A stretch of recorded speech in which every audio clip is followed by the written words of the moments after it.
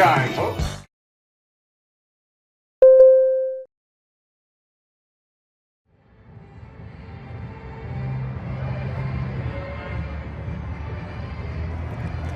Welcome back, Performance Passports travelers. Today is February 6, 2025, and tonight at 7 p.m., we're here at the AMC Orange 30 for the IMAX exclusive screening of Becoming Led Zeppelin. While we usually focus on live theater, tonight we're making an exception for a film that captures the electrifying energy of a historic rock concert. And when it comes to the legendary live performances, few bands did it better than Led Zeppelin. I agree, Danny. For those of you who might not know, Led Zeppelin was formed in London in 1968, featuring Robert Plant on vocals, Jimmy Page on guitar, John Paul Jones on bass and keyboards, and John Bonham on drums. They revolutionized rock and their innovative blend of blues, hard rock, and folk influences, producing iconic tracks like Stairway to Heaven, Whole Lotta Love, and Kashmir. Their impact on music is immeasurable, influencing generations of artists and shaping the sound of rock as we know it. Becoming Led Zeppelin is a brand new documentary that takes us deep into the band's early years, chronicling the rise from talented musicians to one of the most legendary rock bands of all time. Directed by Bernard MacMahon, this film includes never-before-seen footage, archival footage, exclusive interviews with Robert Plant, Jimmy Page, John Paul Jones, and a rare look at the personal and musical journeys that led them to form Led Zeppelin. The documentary has already generated a lot of buzz. Critics have praised it as an immersive and insightful look into the band's beginnings. It's a must-watch for die-hard Led Zeppelin fans and newcomers who want to understand how this group became one of the greatest in rock history. Stay tuned as we take you along on this cinematic journey into the heart of rock history. It's going to be an unforgettable night with Becoming Led Zeppelin. Welcome to Performance Passport, where every stop is a front row seat to greatness.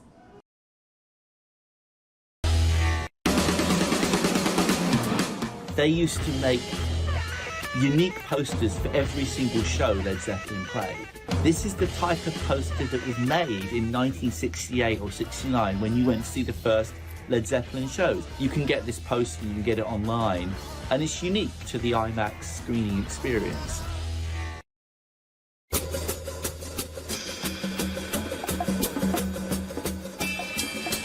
You could tell it was going to be a good group, but people wouldn't even book the band. We knew something was in the air. I could feel it around me.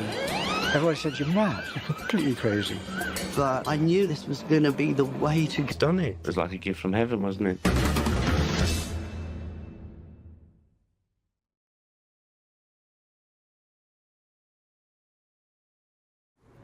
All right, we just got done watching the film Becoming Led Zeppelin, the documentary, a 2-hour documentary. What'd you think? Because I'm going to let you have it because I have something to say about it afterwards. Oh, okay. I enjoyed it. I thought it was really educational. Okay, I did not grow up listening to Led Zeppelin. I knew their music from radio, but did not really hear them. I, for one, didn't even know they were English. I thought they were American. But it was really well done. It basically just covers the first 2 albums of their careers and how they all got started in their background. I thought that was really interesting. I enjoyed that. But I like to hear about the people behind the people. So that was really nice about this documentary. I enjoyed that. I too enjoyed it a lot. I know a little bit more than Elise with Led Zeppelin, but I don't have a single Led Zeppelin album, but I know a lot of their discography just by the sheer volume of the popularity that they have. You just, by osmosis, you get Led Zeppelin. Mm-hmm. And because of that, but the thing is, like I was telling our guest ambassadors later, which you get to meet, Russ and Melanie, I was interested in this documentary because I would see these guys, Robert Plant and Jimmy Page, go on talk shows like David Letterman and just tell these great stories. And this is what you got a lot of in this film. You have these great stories of these guys starting from the beginnings, telling these really personal stories. And these guys come across as really down to earth. They do. And the other thing is, like you said, Jimmy Page is quite an artist. And the other guys kind of, I don't think they really knew the artistry until like someone like Jimmy Page really showed them where they pulled can it go. out. Yeah. Yeah. Really. The other thing that I thought was really interesting about this was how Jimmy Page and John Paul were like session musicians. They were like the British, they were like the London equivalent of the Wrecking Crew here in Los Angeles, in Hollywood. Working 7 days a week. Working for all these different gigs, like you know, Lulu with To Serve With Love, and you know, kind of sounding like we're even working with like 101 strings, you know, and having to, you know, see it, sight read, and perform it, and just one after another, jumping from session to session. And with the fear of if they messed up and they ended up having to ruin a take, they would not be back. Yeah, So it was their livelihood. It was very much like the Wrecking Crew. Very much like the Wrecking Crew. Yeah. Yeah. So it was very interesting. I really enjoyed it. I think for the fan, you get to see some really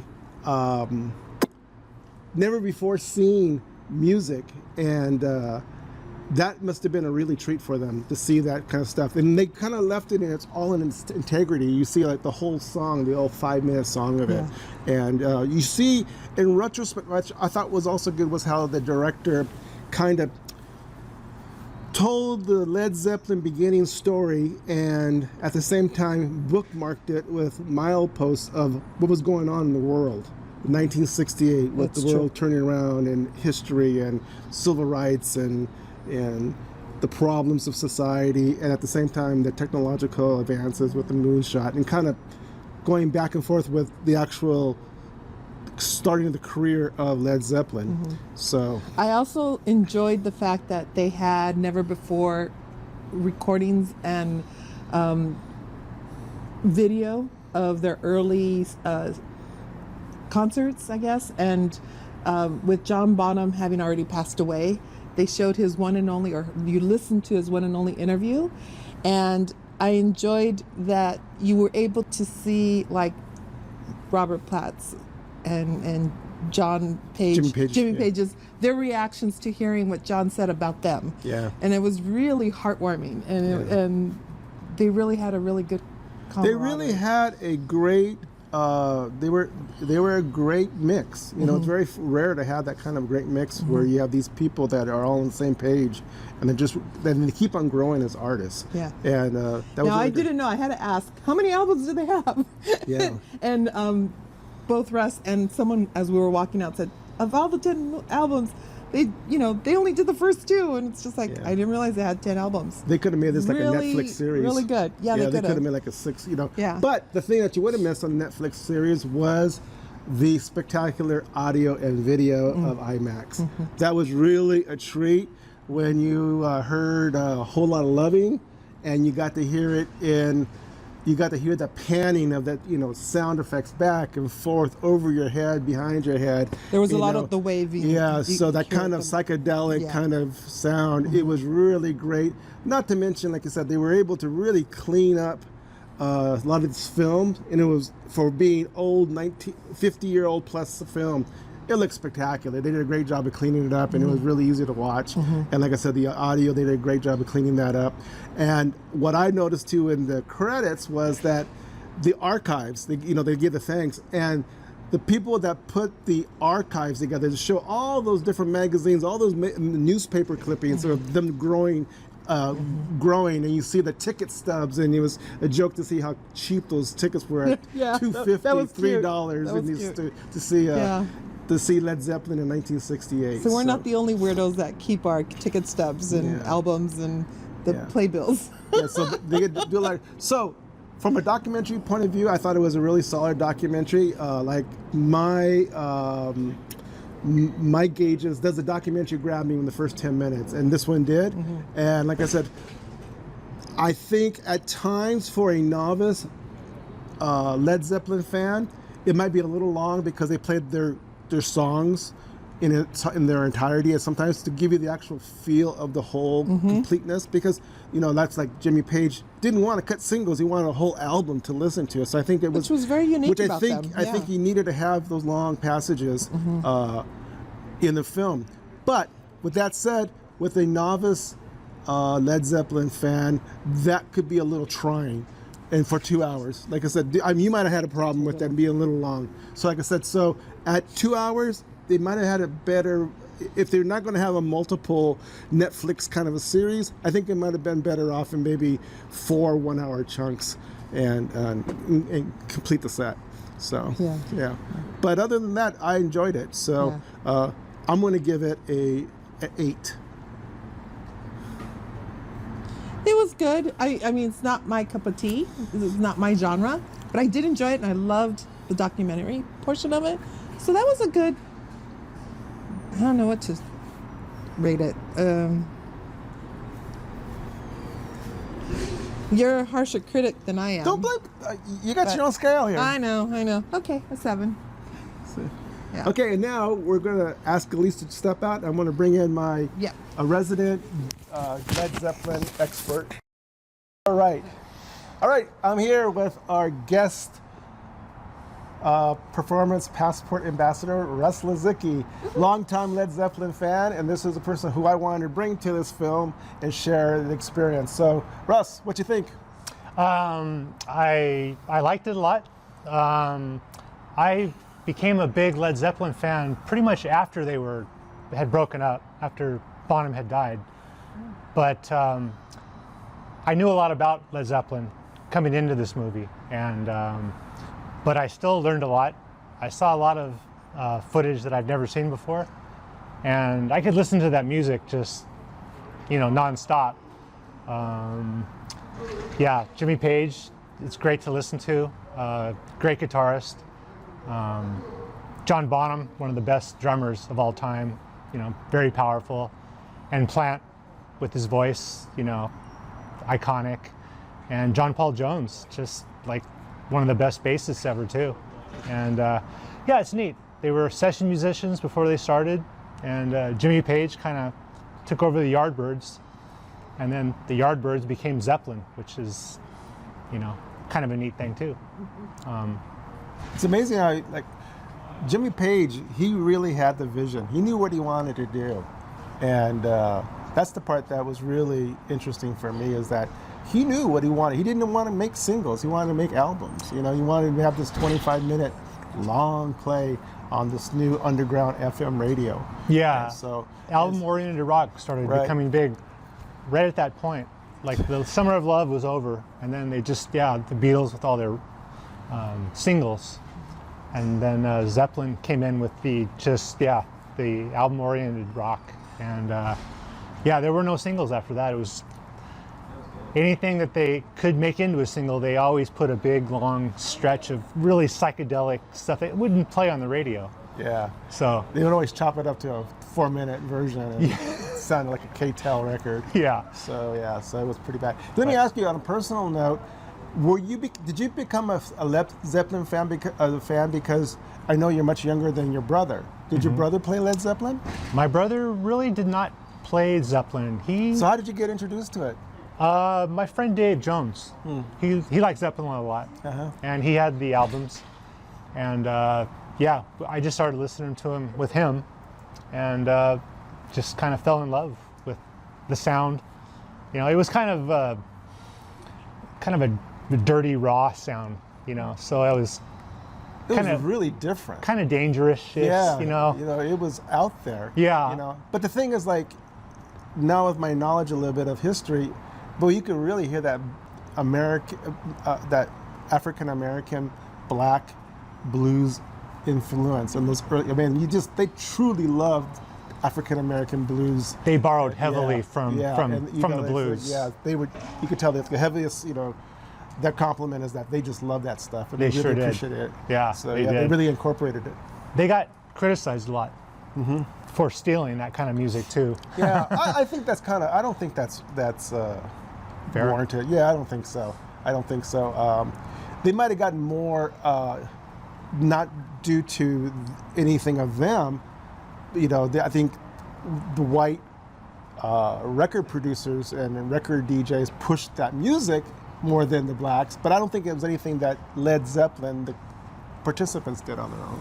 No, I think because all the English invasion, they all loved the blues, the Stones, the Beatles, Zeppelin. You name a band from that time, and they loved the blues. Yeah. They heavily borrowed from the blues. It's funny, the home team never seems to like the music that comes from their land.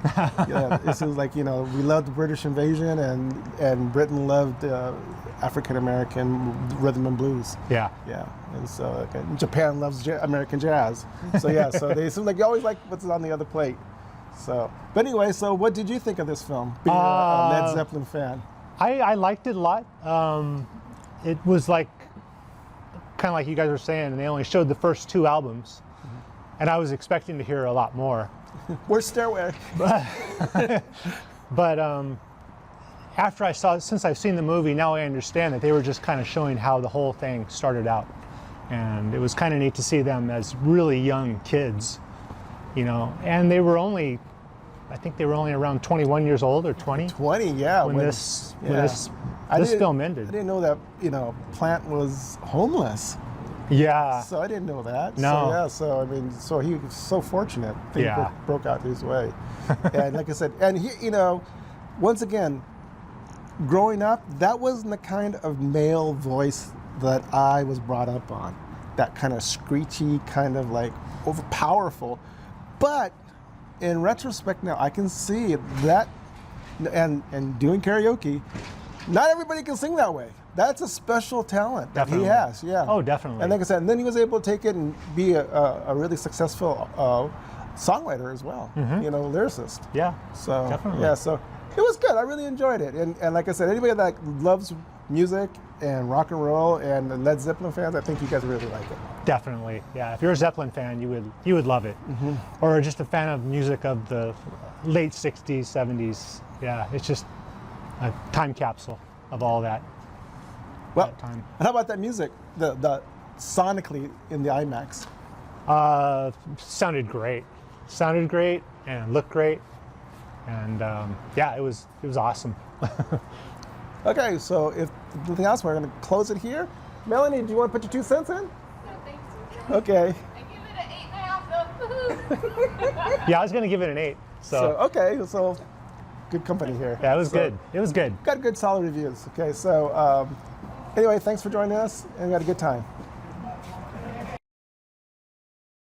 As always, we will be out on the lookout for the very best performances in art to share with you. So if you enjoyed this video, remember to like, share, subscribe, and stay tuned for more inspiring content.